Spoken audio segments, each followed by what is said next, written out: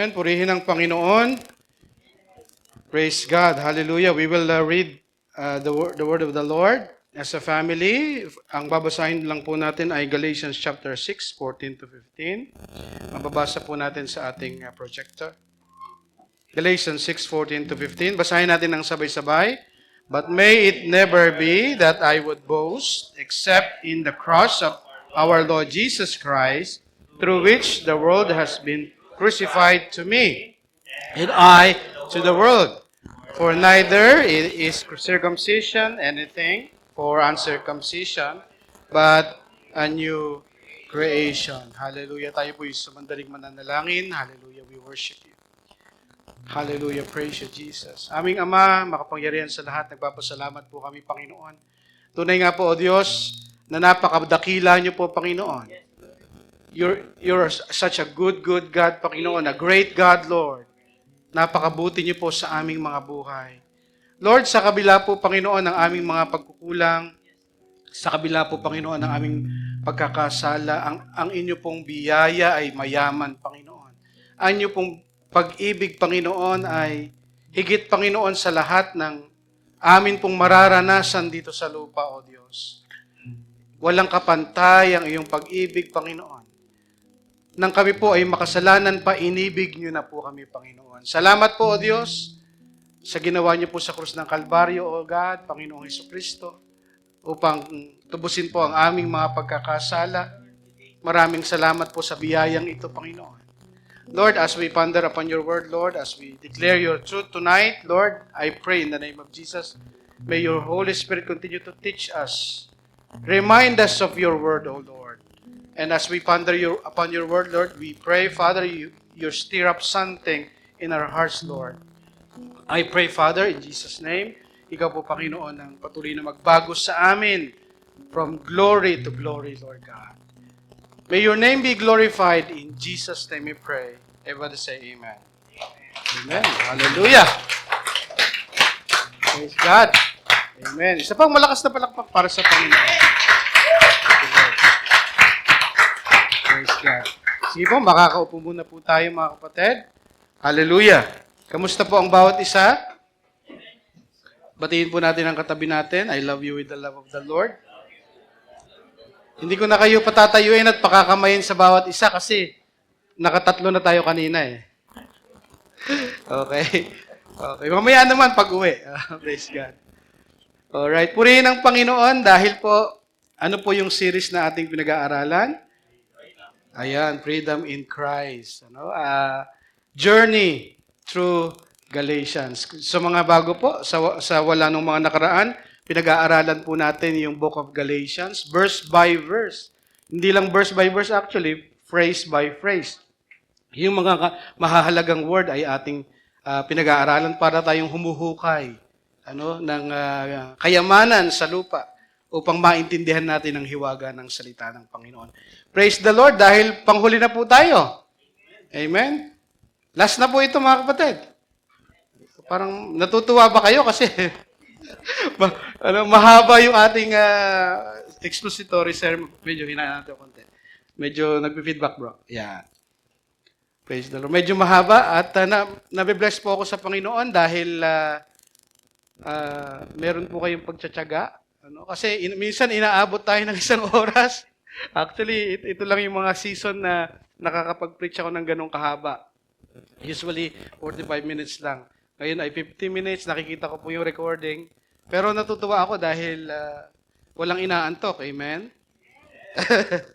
Wala ba talaga? Pero dapat may CCTV tayo para nahuhuli natin. Panghuli na po tayo, sermon number 12. Ang title po ng ating sermon ay Cross-Centered Living. Cross-Centered Living. Galatians 6:11 to 18 ang kahuli-hulihang mga talatang pag-aaralan po natin. Sabi ko nga kanina ay ito na po yung huli nating installment ng series natin. In this closing verses, Paul summarizes the heartbeat of the entire letter. Ito na yung sinamarize niya eh.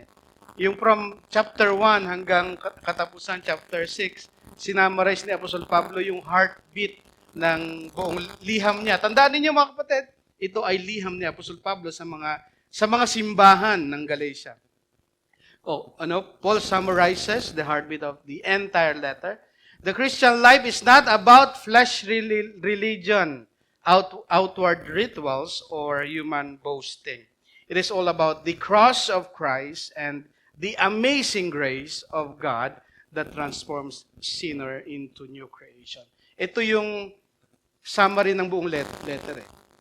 No, na it's not about dun sa ating mga ginagawa, it's not about religion, it is not about rituals, katulad ng pagtutulinga na ginawa ng mga taga-Galatia, yung mga pinipilit ng mga Judaizers na gawin ng mga taga-Galatia.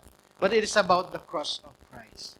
Ito ay, iisipin natin ang buhay Kristiyano ay iisipin natin palagi dahil sa krus ng Panginoon Jesucristo. Dahil sa kamatayan ng Panginoon Jesucristo. Dahil sa biyaya ng Diyos, ako'y nabubuhay. Yun po ang buhay Kristiyano. Hindi yan dahil sa ating mga rituals. We are doing that for God, yes, for the glory of God, but we should not focus on those religion and the external factor. Let me begin with a short story or short illustration. Nung unang mga panahon, mga kapatid, 90s, I think hanggang ngayon, ganun pa rin ang ginagawa sa mga eskwelahan. Nagsasubmit sila ng mga ginawang folder. Yung parang portfolio or ang ginagawa ng iba, ang ginagawa nila, napakaganda ng mga folder, napakamamahalin. Yung papel na ginamit, mamahalin. Tapos yung mga lettering, ang gaganda. Itong taong ito, ang ganda ng lettering niya. Bumili pa siya ng mga glitter siguro, kung ano-anong palamuti doon sa folder na yon. Pero pag submit niya doon sa kanyang teacher, pagbukas ng teacher, na-shock yung teacher niya, ang laman nung kanyang project ay incomplete. Yung laman ng kanyang project ay poorly done. Maraming mga Kristiyano, mga kapatid, gano'n eh. Nakakonsentrate, inuubos ang lakas sa mga bagay na panlabas.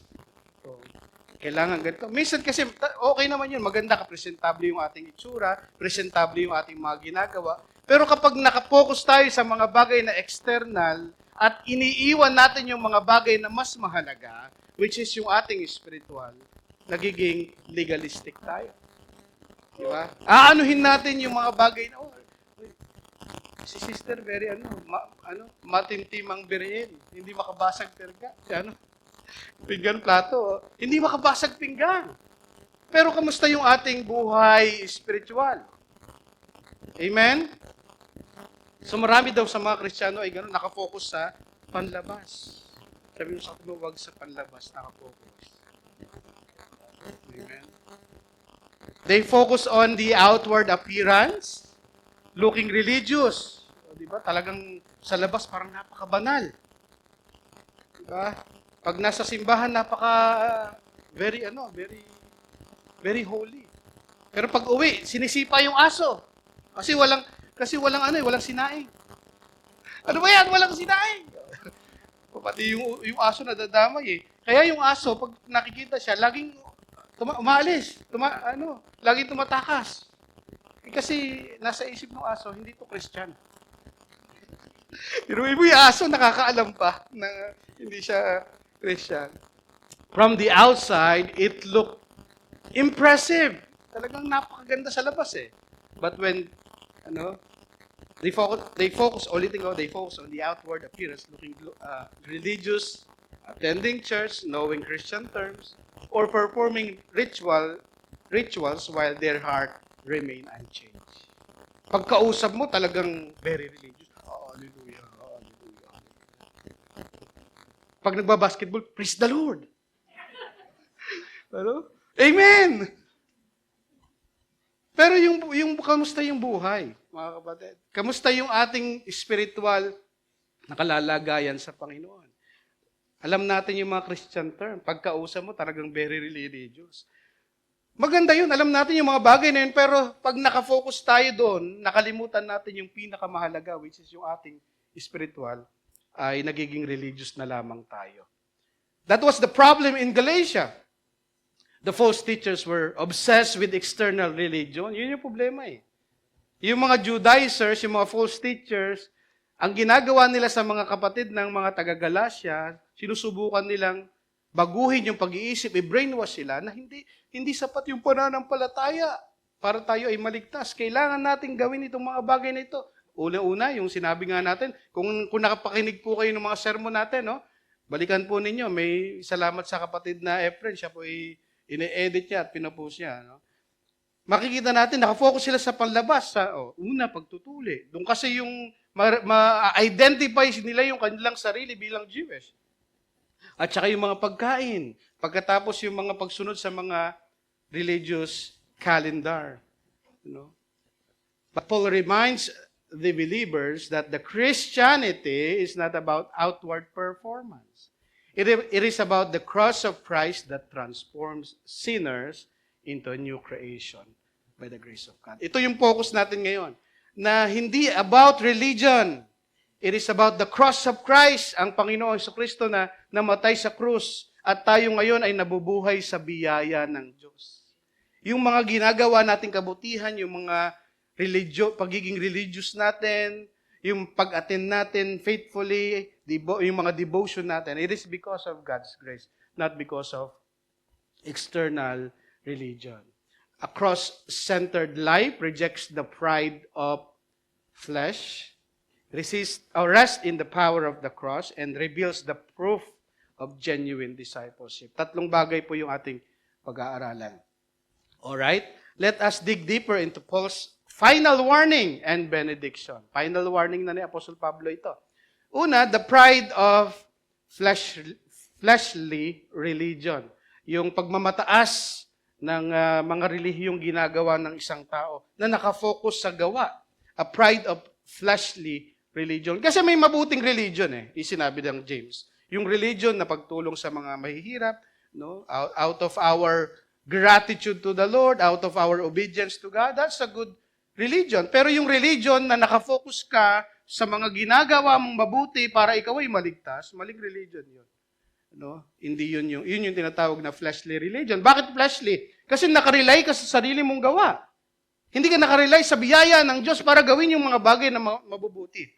So, una, a religion focused on appearance. Verse 11, basahin natin ng sabay-sabay.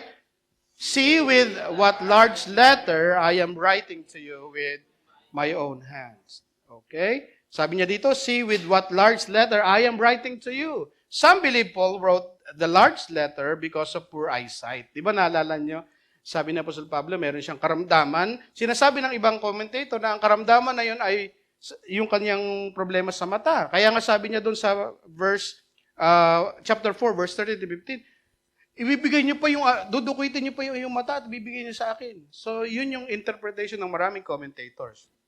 Paul talks about the bodily illness and that the Galatians would have plucked out their eyes and give him as a testimony of their hospitality. Napakabuti niyo sa akin noon. Sabi na Apostol Pablo, ibibigay niyo pa ang iyong mga mata, dudukutin niyo pa ang iyong mga mata at bibigay sa akin. So maraming nag-i-interpret na mga preacher na sinasabing, ang tinutukoy ni Apostol Pablo dito, kaya niya sinulat ng malalaking letter kasi may problema yung kanyang mata. Ano? Pero may pangalawang option na interpretation dito. Alright? But the main point is likely the emphasis. The emphasis. Ang sinasabi ng ibang commentator, kaya malalaki kasi gusto i-emphasize si Apostle Pablo. Diba? Kapag ikaw nagte-text ka at galit ka, all caps. Diba? Umuwi ka na. Gabi na. O, diba? Laging all caps Bakit? Para sa emphasis. Ano? To emphasize. So, idalawa ang option dito. Probably malaking letter ang sinulat ni Apostle Pablo, bakit may problema sa mata? Or pangalawa, which is maraming scholar ang nagsasabi, it is because of emphasis. Gusto niyang i-emphasize na ito siyang sumulat nito at ito yung summary, no, ng lahat ng sinabi doon. Sinabi sa letter o sa liham. Sabi niya dito, with my own hand. Anong ibig sabihin ng Apostol Pablo? Sinulat ko, sabi niya dito sa Apostol Pablo, kita niyo, sinulat ko ito ng may mga malalaking letra, ng aking kamay. Anong ibig sabihin yon? In the ancient world, Paul commonly dictated his letter to a secretary or scribe. Ang tawag po dun ay amanuenses. Amanuenses. Ibig sabihin, yung parang secretary sa panahon po nila, no? Ancient Greek. Hindi talaga yung si Apostol Pablo at saka yung mga sumusulat, ang sumusulat ng liham. Pinasusulat nila ito sa sekretary nila. Then, saka lang nila susulatan sa dulo ng kanilang personal note. No? Yung tinatawag na postscript. Ito yung, kaya niya sinabi dito, with my own hand. No? Then, at the end, he would personally write a closing greetings or final remarks as a mark of authenticity and personal emphasis. So, sinulat, hindi siya literally, si Pablo ang sumulat ng lahat ng letter. Pinasulat niya sa isang secretary. Pagkatapos isulat, siya na yung susulat ng last, yung postscript, yung ending.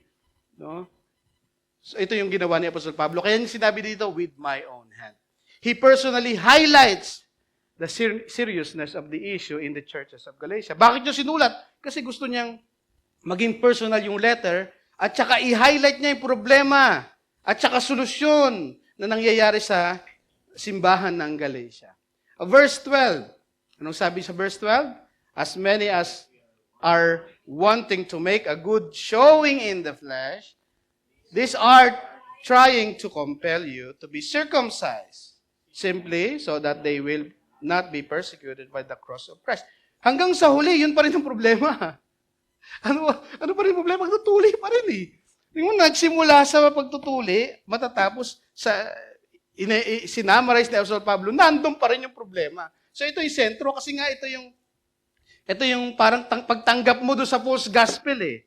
Kapag ka naniwala ka doon sa mga preacher na yon, sinasabi nila, kayo ay dapat umanib sa Judaism, unang gawin ninyo ay pagtutuli. So kapag naniwala ka doon sa false teaching na yon, susunod ka. Makukumpel ka, matutula ka para magpatuli. So yun talaga yung issue ron eh.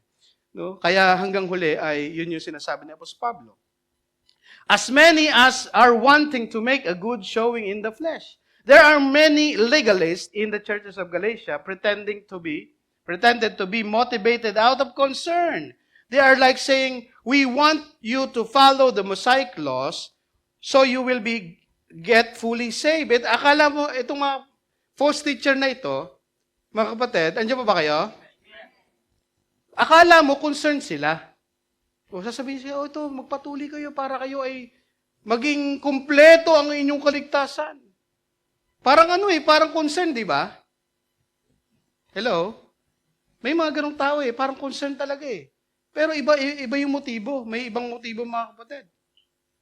If you want to follow Mosaic law, they are like counting heads of their converts. They are treating them as a trophy. Pagka naka-convert sila, ito, sa akin, ilan ang napatuli mo? 5. O sa akin, ilan napatuli mo? 10.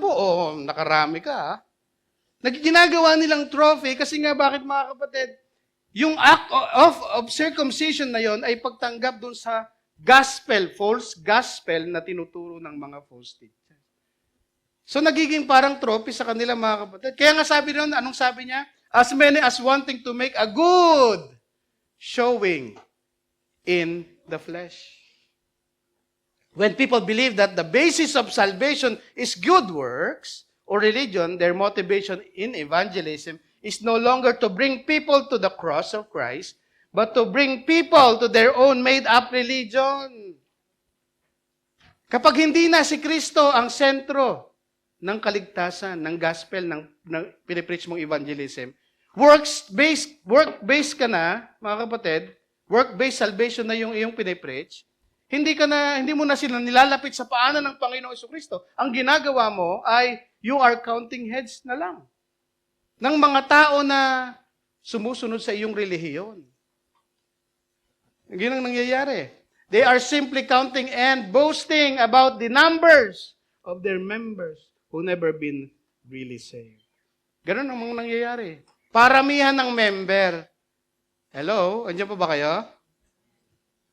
Nagiging paramihan ng member. Bakit nakafocus na saan? Hindi kay Kristo. Nakafocus sa mga mabubuting gawa. Nakafocus sa pagiging relihiyoso. So kapag ka nagko-convert ka, you are preaching the Word of God, you are evangelizing someone, pero hindi na si Kristo ang sentro ng iyong pinipreach, sinasabi mo, kailangan gawin ang mga bagay na ito upang maligtas, dinadagdag mo lamang sa iyong relihiyon pero hindi talaga siligtas. So ulitin ko mga kapatid, sa simbahan, maraming mga tao, no, lalong-lalo sa mga mega church, maraming hindi ligtas. Bakit? They don't understand the true gospel. Iisa lamang ang gospel na tinuturo ng Biblia. These are trying to compel you to be circumcised. These legalists, Judaizers, are compelling the Galatian churches to be circumcised. Yun ang issue eh.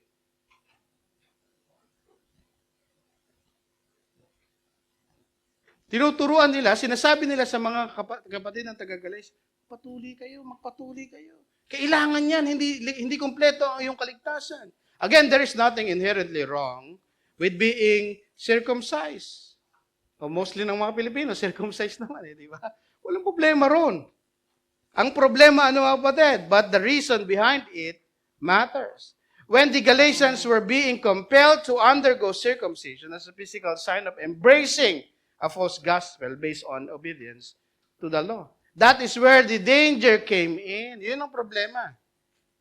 For example, wala namang problema sa bautismo, di ba?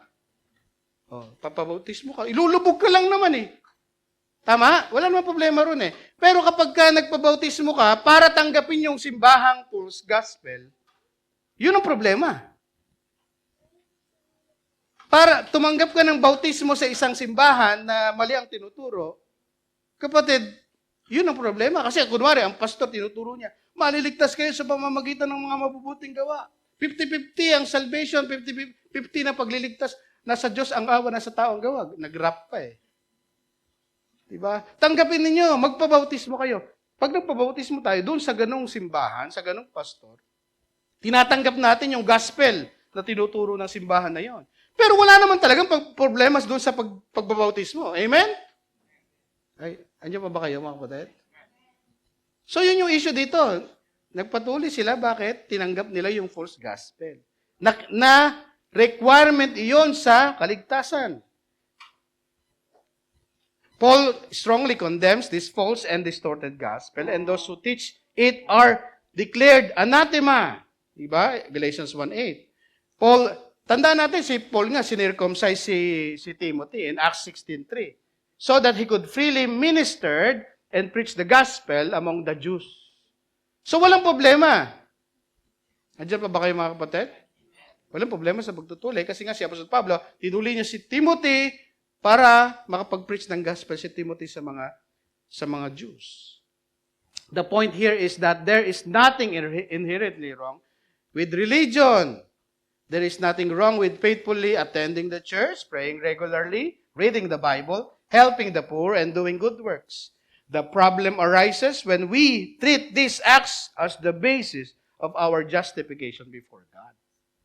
Walang problema sa relihiyon, walang problema sa pag-pray, walang problema sa pagiging relihiyosa, tumaten tayo faithfully, pagiging devoted natin sa simbahan, pagiging faithful natin sa simbahan. Walang problema ron. Ang problema, pag tinrato na natin ang mga bagay na ito na nakapagliligtas. Hello mga kapatid? I-check natin ang ating mga sarili. Yung mga ginagawa ba nating kabutihan, yung ginagawa natin para kay Lord, yun ba idinadagdag natin sa ligtas points? Patanungin mo yung katabi mo, ilan na yung ligtas points mo? Teka, inuman ako. Naka-require, nakakota na ba? Yun ang problema. Walang problema sa mabubuting gawa eh. Mga kapatid. Pero pag tinrato na natin ang mga bagay na ito na nakakaligtas, that's the problem. We are justified by faith in Christ, not by obedience to the law.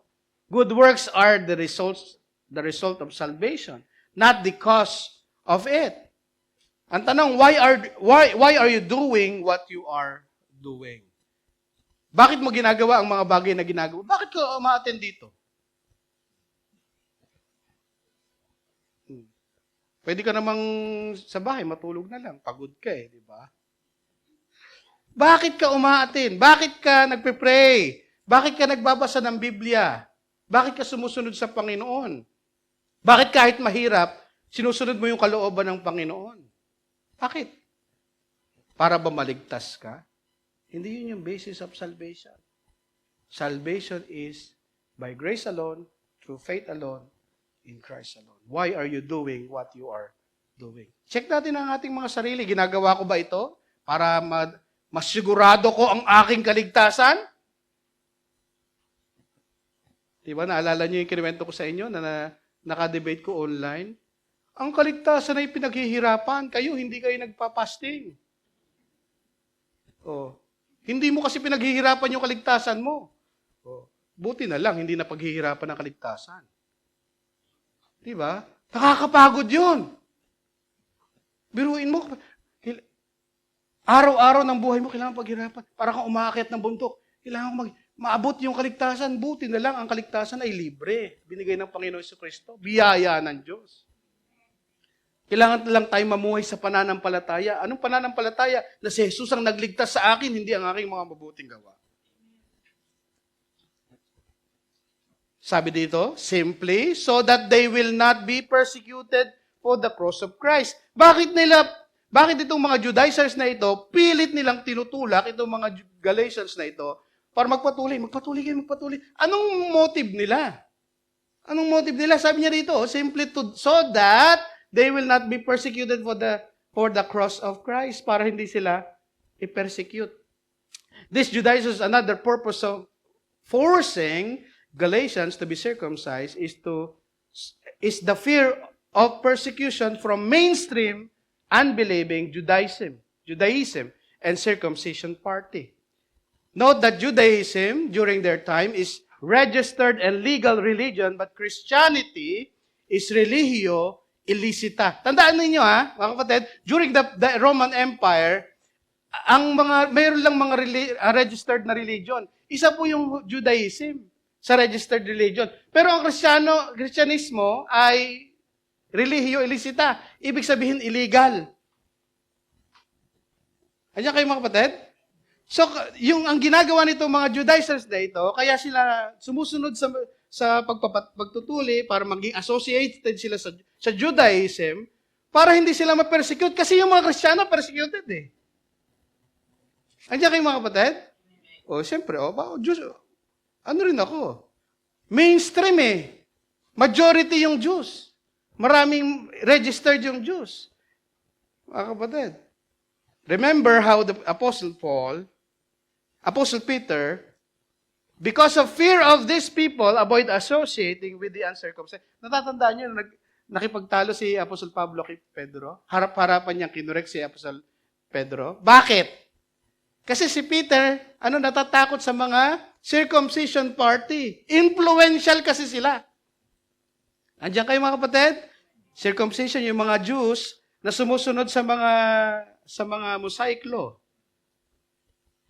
Kumakain si Peter kasama ng mga Gentile, mga hindi tuli, na kumakain. Dumating yung mga circumcision party from the Church of James. Teka, andyan na. Umalis, mga kapatid. Ayaw niyang ma-associate kasi mga Gentiles, itong mga ito. Ganun ka-influential yung mga circumcision party, yung mga Jews. Ganito yung nangyayari, mga kapatid. Bakit nila kinukompel yung mga Kristiyano sa Galatia? Bakit they fear persecution? They fear persecution.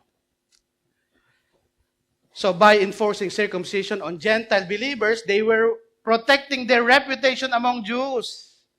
Bakit nila pinipilit yung mga taga-Galatia? Para protektahan yung kanilang mga reputasyon. Kami, sumusunod pa rin kami, Hello?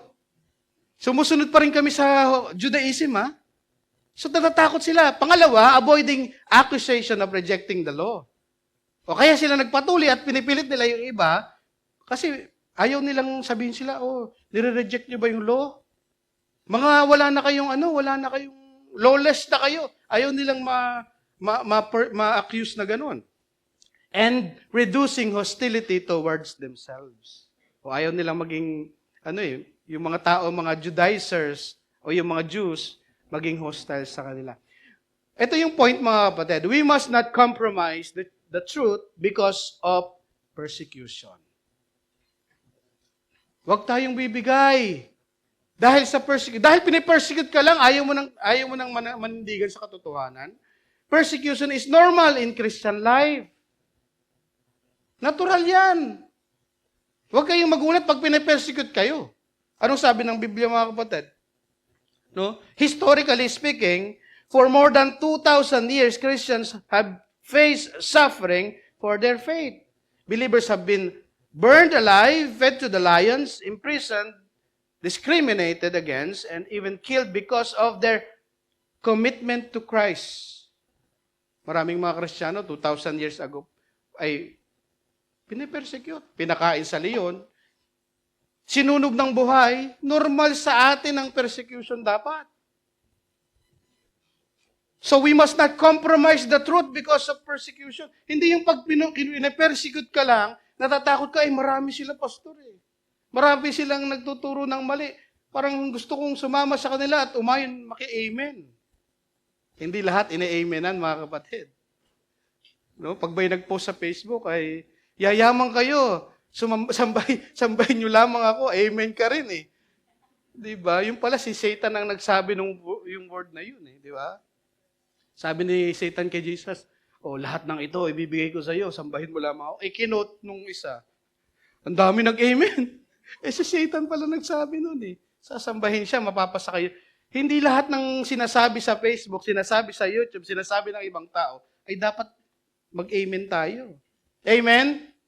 Natatakot na kayo. Tama naman yung sinabi ko.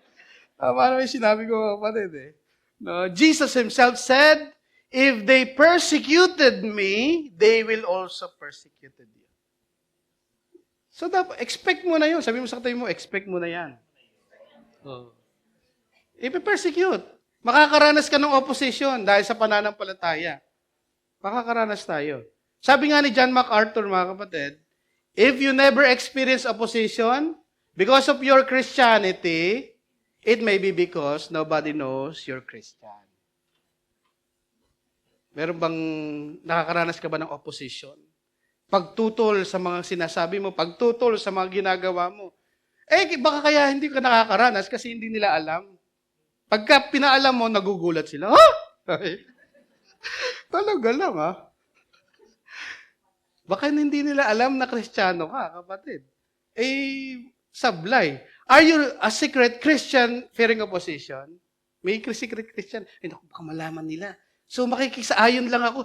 Pag sinabi na lang mali, okay lang. Corruption, okay lang yan. Sige, hayaan ko lang. Kahit Kristiyano ka, nagkakaroon ng nakawan sa kumpanya namin, okay lang kasi baka madamay ako dyan eh. Playing safe ako. Kristiyano ka. Pag mali ay mali. Ang pagnanakaw ay pagnanakaw, mga kapatid. Diba? Corruption ay corruption. So are you a secret Christian?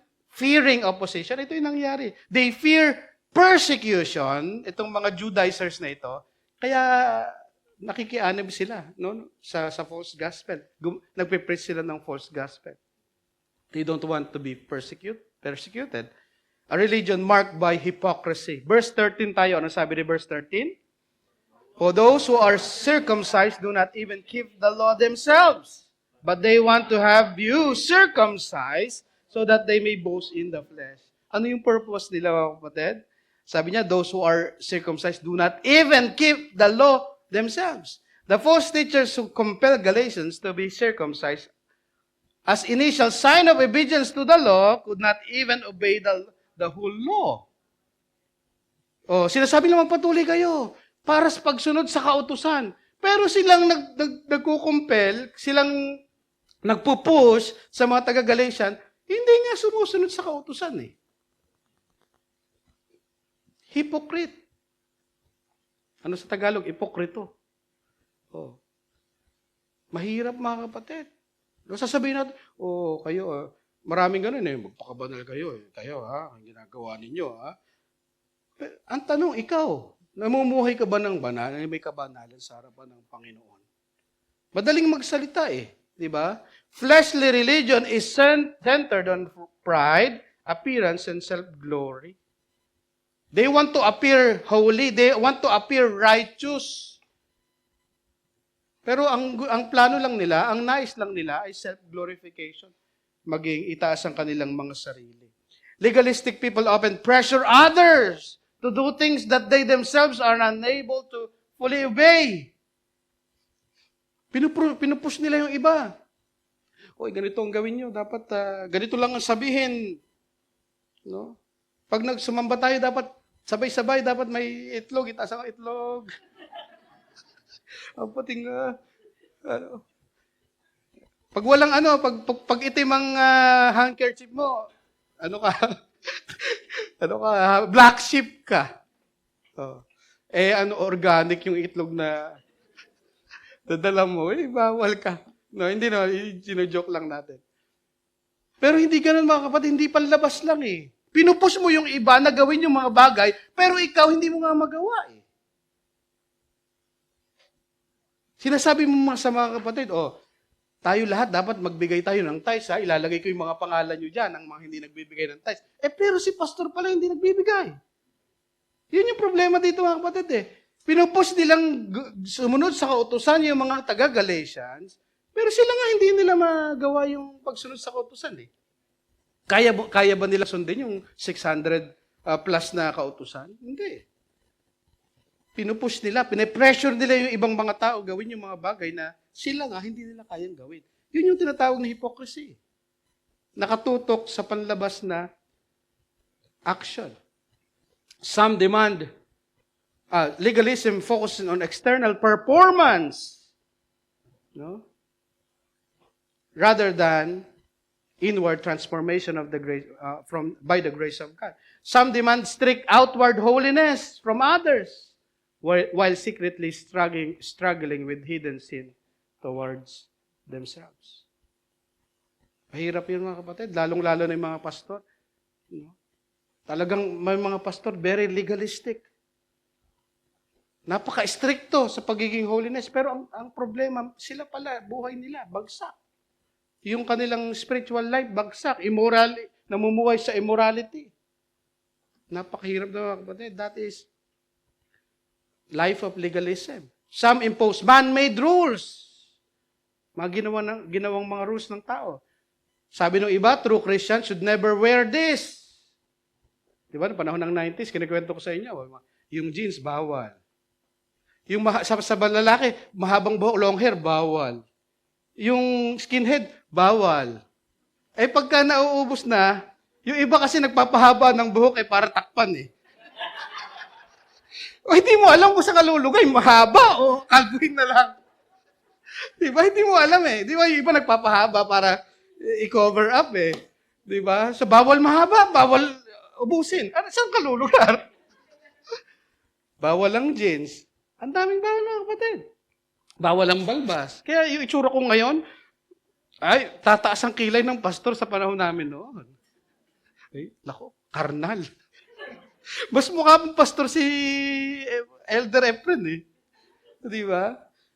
Hindi ka tanggap-tanggap. Huwag nakafocus sa physical. Okay yun, minsan presentable tayo, pero pag doon ka na nakafocus, yun yung basis na, ito, hindi ito ligtas si pastor. Mukhang wrestler eh. Hindi yan ligtas. Pag doon ka na nakafocus, kapatid, may problema. Hindi sa panlabas ang focus ng grace ng Panginoon. Nung panahon din ng 90s, kapag nagpapaawit ka, bawal ka manood ng sine. Bawal ka manood ng TV. Amen, kasi 90s si Brother Efren eh. Bawal manood ng sine. Ganun katindi, kaya stricto mga kapatid nung panahon namin. Diba? Tatawagin kang worldly.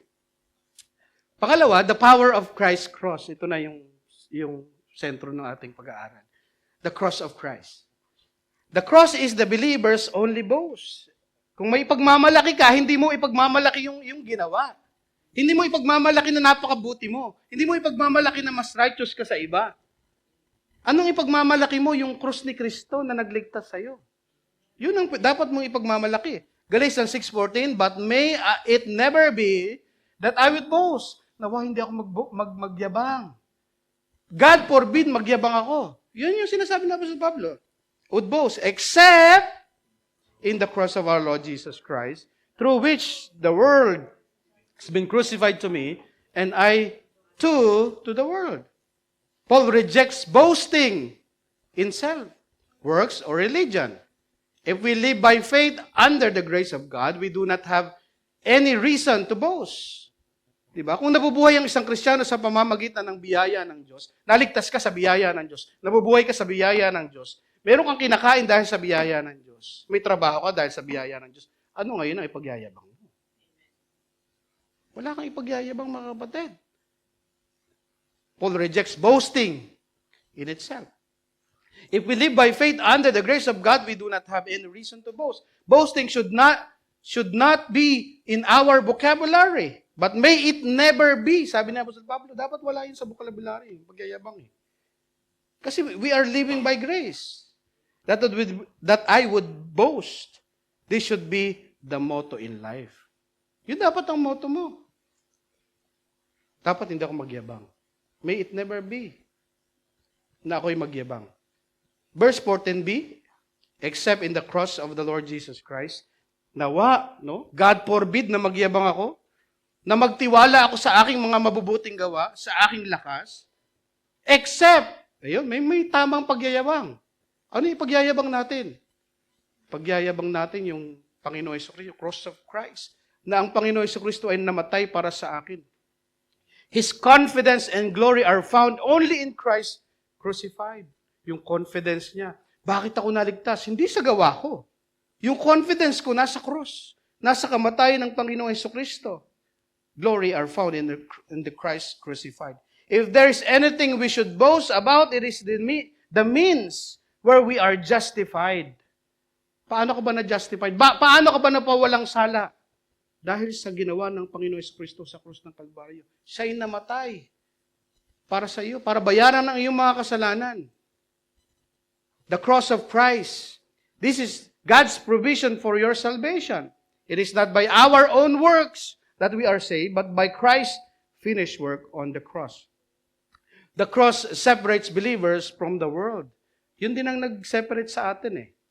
Through which the world has been crucified to me and I to the world. The word was crucified to Paul.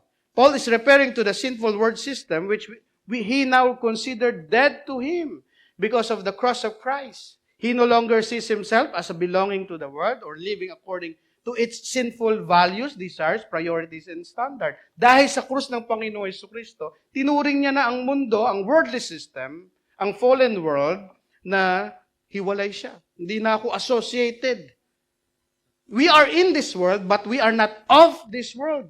Hindi tayo kabilang. Nandito tayo sa mundo, pero hindi tayo kabilang sa mundong ito. Kaya nga, sabi ng Biblia, we are citizens of heaven. Nandito ka lang. Kaya nga ang tawag sa mga Kristiyano, alien eh. Foreigner.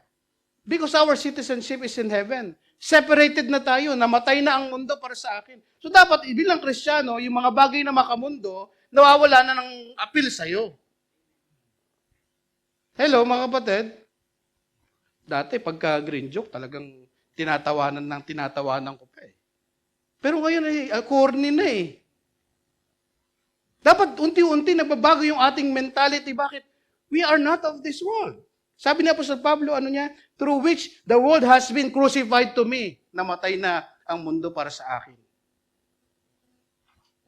Nasa mundo ka pa ba o wala na? Dapat ang mundo ay patay na sa atin. Yung values, priorities, standard ng mundong ito. Ang inuuna ng mundong ito, pera eh. Kapag ang hinahabol-habol mo pa rin ngayon ay pera, hindi pa patay ang mundo sa iyo. Dapat ang priority mo na ang Panginoon. Seek first the kingdom of God and His righteousness, and all these things shall be added unto you. Yun yung priority mo na ngayon, hindi na pera. Ang mundo, pera at kapangyarihan at katanyagan. Fame. Yan ang hinahabol ng mundong ito. Pag yan pa rin ang hinahabol mo, hindi pa namatay ang mundo para sa iyo. Kaya ang krus ni Kristo, nung nakakilala tayo sa Panginoon, dapat nababago yung ating mentality, mga kapatid. Through the cross, His relationship with the world has been severed. Naputol na yung relationship niya. The things the world boasts in status, pride, pleasure, and self-glory, and fleshly religion no longer define his life. Tignan niyo, mga kapatid, ang buhay ng isang tao dito sa mundo, dinidefine ng pera eh. Pera, karangyaan, kapangyarihan, di ba? O kapag mapera ka, bida ka. Pag sikat ka, bida ka. Yan ang definition ng ano eh. Kaya yung iba, pagka hindi mababa lang yung iyong estado sa buhay, hindi ka kinikilala, wala kang pakialam. Kasi ngayon ang hinahabol ng tao. Maging sa politika, ayaw nilang bitawan ang kapangyarihan. Bakit nandun yung power, yung fame, nandun yung kayamanan eh. Yun yung hinahabol. Pero dapat hindi na yan ang kasiyahan mo. Amen? Hindi dapat yan ang nagbibigay ng satisfaction sa'yo. Yes, we need that. Sabihin, Pastor, kailangan natin ng pera. Tama, kailangan natin ng pera, pero hindi na yan yung hinabol-habol natin. Seek first the kingdom of God, sabi ng Biblia. Paul was crucified to the world. Likewise, vice versa, the world viewed Paul as dead. Nakita niyo yung vice versa? Ikaw, kinonsider mo na yung mundo, patay para sa'yo. Hindi na yan, mga bagay na hinahabol ng tao ay nagpapasaya sa'yo. Hindi na yan ang pinupurso mo. Namatay na ang mundo para sa'yo. Likewise, yung mundo, tinuturing ka na rin dapat na patay na. Andiyan kayo? Yung worldly system, yung fallen world, yung makamundong sistema, dapat separated ka. Pagka nakita ka nila, pagkasama ka nila, dapat iba. Iba ang turing nila sa'yo. Hindi, Christian yan. Ako, gumagawa tayo ng masama. Nakakahiya naman. May separation dapat na nararanasan sila. Kasi Kristiyano ka na eh. The world is dead to Paul. Paul is dead to the world. Vice versa, mga kapatid. Since Paul faithfully preached the gospel of the cross, persecution became a normal part of his Christian life. The world rejected Paul because the message of the cross confronts human pride and self-righteousness. Bakit patay na si Pablo sa mundo? Kasi he preaches totally opposite to the concept of the world. Kasi ang konsepto ng mundo, pride. Ako. Yung kaya kong gawin. Yung kaligtasan kaya kong i-attain sa pamamagitan ng aking mga gawa. Pag pinreach mo yung cross, si Kristo ang magliligtas. Ang cross ng Panginoong Jesucristo ang nagligtas, nagbayad sa ating mga kasalanan. Nawawala na yung pride. Ako dapat, kasama ako dyan. Dapat doon sa kaligtasan ko, 50% ako. It confronts human pride. The cross not only save us from the penalty of sin, it also separates us from the system of this fallen world. We must ask ourselves, am I living to be accepted by this world or am I living to be faithful to Christ? Tanungin mo yung sarili mo, kapatid. Ako ba'y nabubuhay para kay Kristo, maging faithful sa Kanya, o para maging accepted, katanggap-tanggap sa mundong ito? Hindi kailangan. Yung lifestyle ko, accepted ng mga tao. Nahihiya ako pagka iba yung nahihiya ako pagka magpe-pray ako. Nakikita nila, nakakahiya eh. Yun ba yung gusto mo? Na maging accepted sa mundong ito rather than to be faithful with Christ? The cross produces a new creation. Verse 15, for neither is circumcision anything nor uncircumcision, but new creation. So circumcision and uncircumcision are nothing. Remember, circumcision or not does not change our position in Christ. Hindi naman yan magbabago sa atin eh, tuli o hindi tuli. Hindi naman yan magbabago sa ating relationship sa Panginoon eh. This has no spiritual benefit. What is important is what we are in new creation in Christ. God is not impressed by external religion without internal transformation. Okay, gumagawa ka ng mga bagay na relihiyoso. Externally. Okay yan eh. Pero kung nakapokus tayo dyan, wala yan sa Panginoon. What matters is not religious label, but whether Christ has made you new creation. Yun ang point. Tayo ba ay new creation or hindi? The cross transforms the believer's identity, values, and life. Panghuli mga kapatid, third point, the proof of genuine discipleship. Ito na, makikita na sa buhay natin. The gospel brings peace and mercy. Verse 16, and those who will walk in step with this rule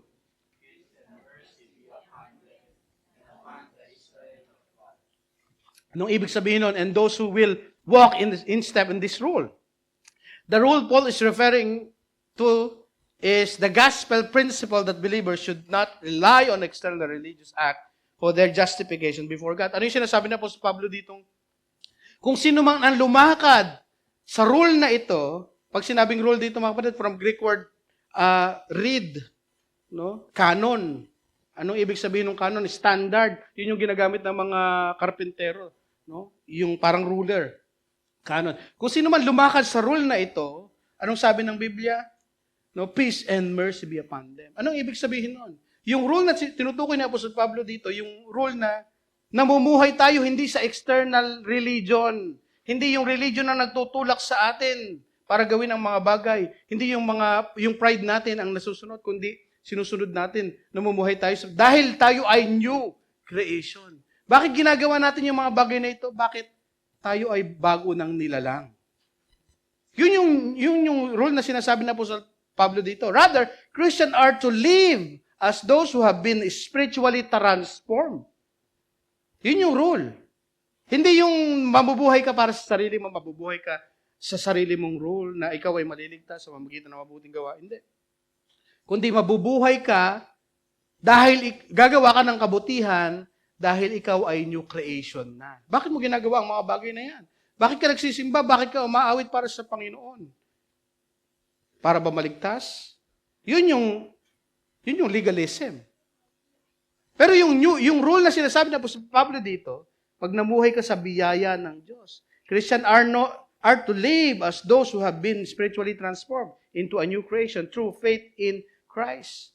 So the rule, the canon or standard by which believers should live is this. We do not do good works in order to be saved. Ito yung rule mga kapatid, para maintindihan nyo. Sabi na po sa Pablo, pagpapalain kayo ng Panginoon, blessing, no, peace and mercy be upon you. Ano yung rule? We do not do good works in order to be saved. But we do good works because we are already been saved. Hindi mo ginagawa lahat ng bagay na yan, nagsisimba ka, gumagawa ka na mabuti, nananalangin ka, nagbabasa ka ng Biblia. Hindi mo ginagawa ang mga bagay na yan para ikaw ay maligtas. Ano yung rule? Ito yung rule mga kapatid. Ginagawa mo ang mga bagay na yan dahil ikaw ay ligtas. Ang sino mang lumakad sa rule na ito, anong sabi na po sa Pablo? Peace and mercy be upon them and upon the Israel of God. Ano ibig sabihin nun? If we will live according to the standard that we live by God's grace, ang isang Kristiyano dapat namumuhay sa biyaya ng Diyos. Amen? Hindi dahil ikaw ay sa mabubuting gawa, hindi ka legalistic mga kapatid. There will be peace and mercy for we are the true Israel of God. So Israel of God is not those who are circumcised, but those who believe the true gospel. Ang ganda ng presentation na sa Pablo dito mga kapatid. Itong mga Judaizers na ito, sinasabi sa mga taga-Galatia, patuloy kayo para maging Israel of God kayo. Para maging children of God kayo. Pero anong ginawa ni Apostol Pablo? Sabi niya, ang tunay na Israel of God, yung namumuhay sa rule na ito, anong rule yun? That we live by the grace of God. Sa pamamagitan ng pananampalataya. So Israel of God is not those who are circumcised.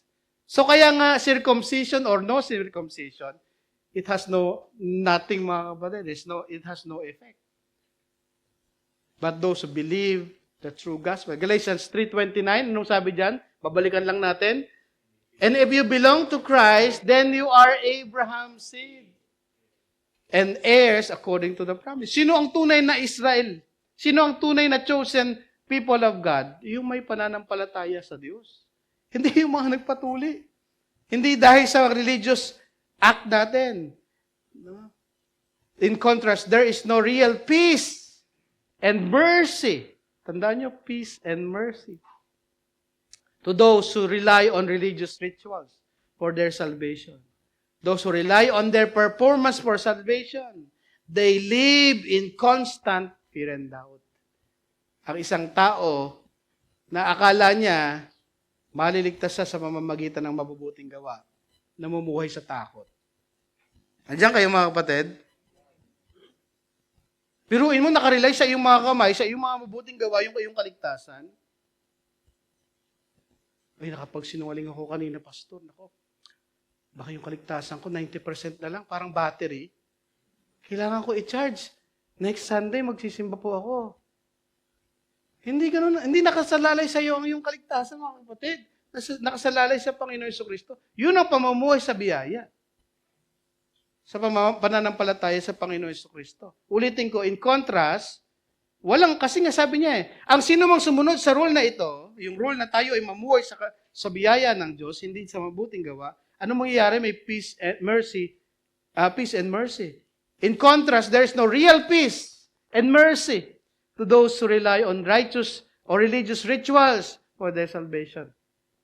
Those who rely in their performance for salvation, they live in constant fear and doubt. Walang peace, walang mercy. Biro mo araw-araw, biyaya ng Diyos. Paghihirapan mo ang iyong kaligtasan. O i-quote nila yung sabi sa Biblia na work out your salvation with fear and trembling. Hindi yun paghihirapan ng kaligtasan kasi ligtas ka na eh. Work out because God already worked in. Pag binasa mo yung context. Work out, ibig sabihin, ligtas ka na. Gagawa ka na lang ng mabuti.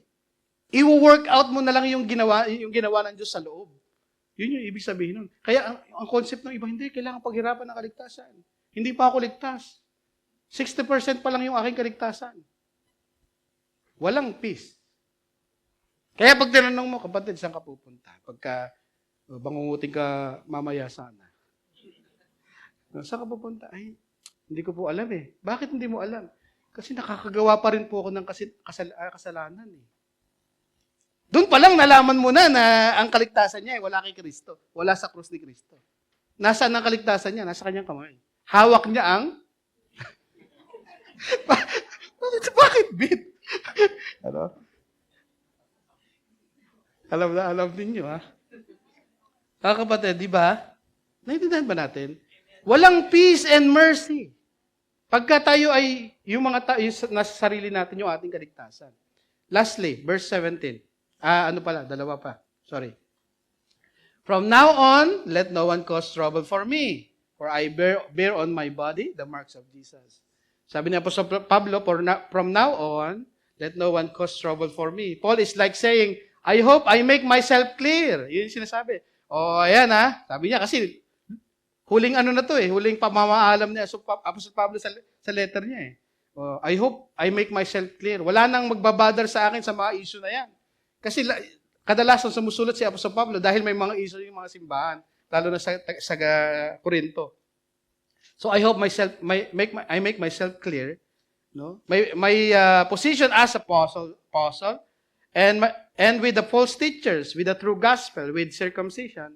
Sabi niya dito, parang sinasabi niya, stop troubling me with this issue. Tama na. Kinlaro ko na from the beginning, ako'y apostol ni Kristo. Kasi kini-question ng iba na hindi siya apostol eh. Kinlaro niya na, false gospel yan. Mapapahamak yung mga nagtuturo niya. Kinlaro na niya, ang kaligtasan ay hindi sa pamamagitan ng pagtutuli, at sa mga ritual. Kinlaro niya na ang gospel ay nasa krus ng Panginoong Jesucristo. I hope I clear ang lahat sa inyo. Huwag niyo naki-trouble dyan.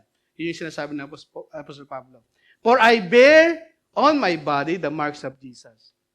Itong maganda. Paul's teachers had been undermining Paul's authority, his gospel and ministry. Paul bore physical scars from suffering for Jesus. No? Kasi itong mga false teachers, sabi, hindi naman apostol yan si Pablo. Nagtuturo yan ng lawlessness.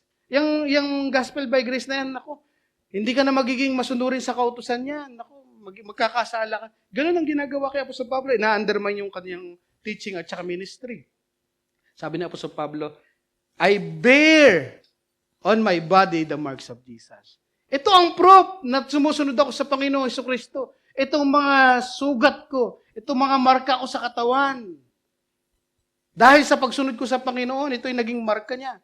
Sa pagsunod. Ano ba yung nangyari kay Apostol Pablo? Beaten with rod, stoned and left for dead. Ganito katindi mga kapatid. Dahil sa pagsunod niya sa Panginoong Jesucristo at pagpipreach niya ng gospel, tandaan niyo, pag pinreach mo yung gospel, pag pinreach mo yung kaligtasan sa pamamagitan ng Panginoon, pananampalataya sa Panginoon, Ayaw ng mundo yan. You will be persecuted.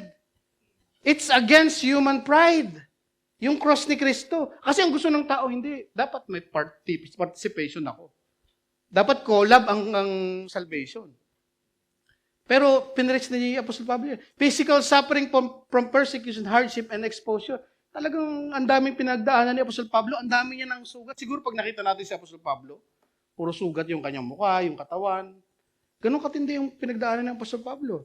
Unlike the false teachers who identify themselves as Christians, yet compromise the truth to avoid persecution, Paul remained faithful to the gospel even when it resulted suffering and persecution. Unlike yung mga false teacher, ayaw nilang ma-persecute. No, makianib tayo. Gawin natin yung mga ginagawa ng mga Hudyo para ma-identify tayo na mainstream Judaism pa rin tayo. Sila umiiwas sa persecution itong mga false teacher. Pero sa Apostle Pablo, pure yung kanyang tinuturo. Kahit na i-persecute siya.